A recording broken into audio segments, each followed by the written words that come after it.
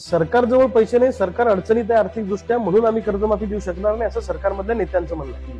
पण आमचं म्हणणं असं आहे की मग हे फक्त शेतकऱ्याच्याच बाबतीत का? सरकारजवळ पैसे नाही, आमदारांचे पगार थांबायला पाहिजे.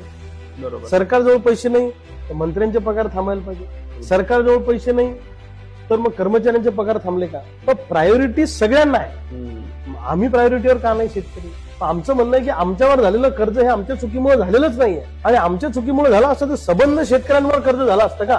मला सांगा, तुम्ही एखाद्या विशिष्ट समूहातले लोक जर आत्महत्या करत असतील तर दोष व्यवस्थेमध्ये आहे ना. बरोबर. आज सोयाबीनला भाव नाही, कापसाला भाव नाही, उसाला एक रकमी FRP कारखाने द्यायला तयार नाही, कारखान्यावर सरकार कारवाई करायला तयार नाही, धानाला भाव नाही, कांद्याची परिस्थिती वाईट आहे, दुधाची परिस्थिती वाईट आहे, म्हणजे कोणत्याही मालावर शेतकरी आज अडचणीत आहे. पण आमच्यावर झालेलं कर्ज हा सरकारच्या अनैतिक धोरणाचा परिणाम असेल तर ते फेडण्याची जबाबदारी सरकारची आहे. अंबानी अदानीचा उद्योग तोट्यात गेला तर राईट ऑफच्या नावाखाली त्याचं कर्ज तुम्ही माफ करता.